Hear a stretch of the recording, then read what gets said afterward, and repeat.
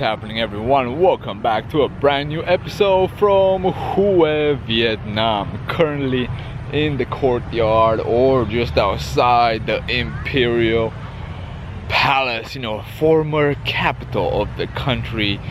HUE does have a very well preserved or restructured, rebuilt the Imperial City, which is just behind me.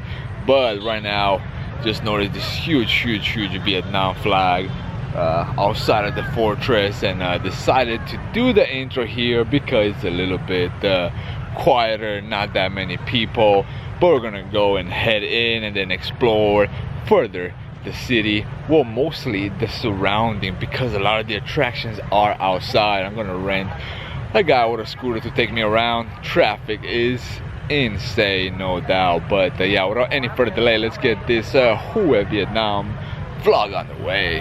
And within the city itself of HUE, a little bit of traffic, a little bit of colonial architecture, as you can see, Hotel Saigon Morin. But again, like everywhere else in Southeast Asia, hello, no thank you. Like everywhere else in Southeast Asia, the scooter life is the life to have. You're not gonna get stuck in traffic that often. You can go between cars, way more convenient. But yeah, crossing whenever. Look at that guy, he has a whole bush on his back. But yeah, crossing whenever you have the opportunity. A lot of places, don't have the stoplights or anything, so you just kind of go. Ticket acquired and heading towards the palace. Ticket, by the way, was $150, so not too bad, but we'll see if it's worth it. A lot of the entrance prices to some of the attractions around the world, from what I've seen, have increased tremendously lately. So some of them are worth it, some of them are not worth it, but we'll find out. And we are in, and it looks like we are welcomed by a music band, which actually just stopped, unfortunately. They probably saw me and they said, this guy does not deserve no melody.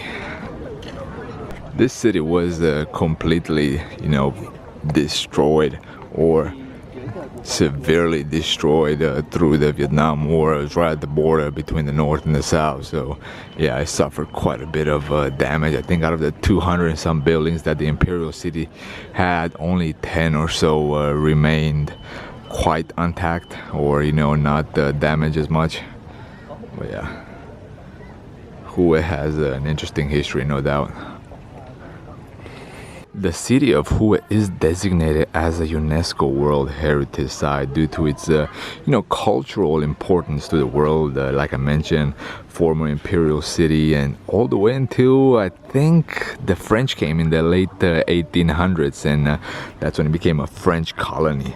Alongside, we have Cambodia and Laos. We have the French colonies, and on all these three countries, guys, they drive on the right. A lot of detail, no doubt, again, with dragons, with flowers, with the people and so on. But a lot of these buildings seem to be, some of them coffee shops, some of them art galleries, some of them museums, so they don't have just a museum specific approach. But yeah, check out the tiles here, pretty nice.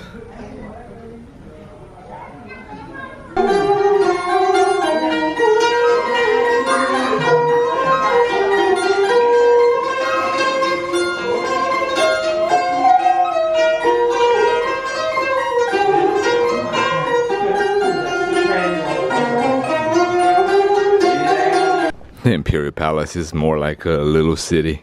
It has narrow streets, it has a few buildings here and there.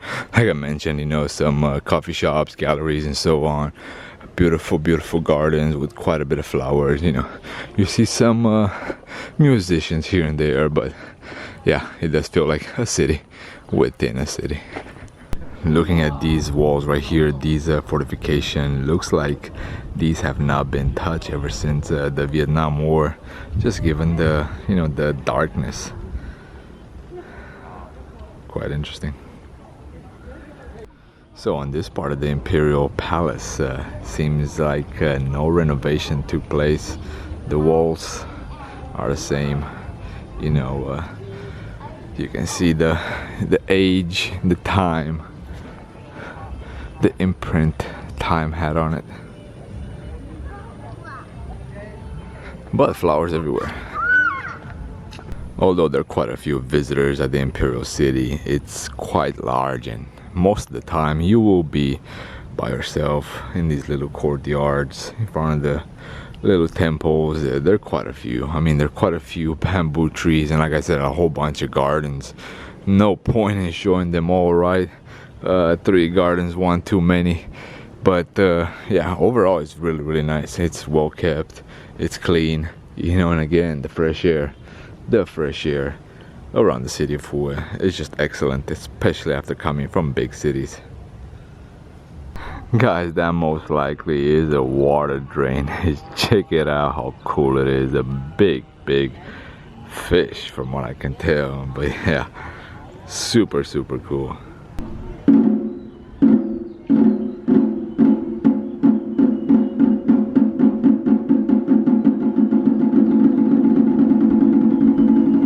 Here's the condition of some of the other administrative buildings.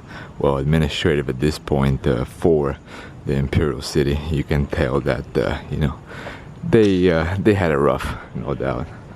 But just behind it, you get some beautiful lanterns, lamps, whatever you want to call it. So guys, that was it from HUE, Vietnam. Hopefully you guys enjoyed it.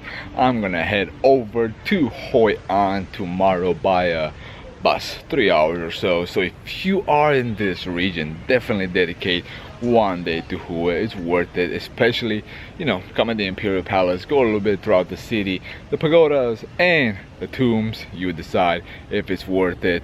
But it's a city that's surrounded you know, by nature, quiet, super quiet, except you know, rush hours and you know, the streets in general of Vietnam, they're a little bit crazier, but the surrounding is super peaceful. I do suggest at least one day.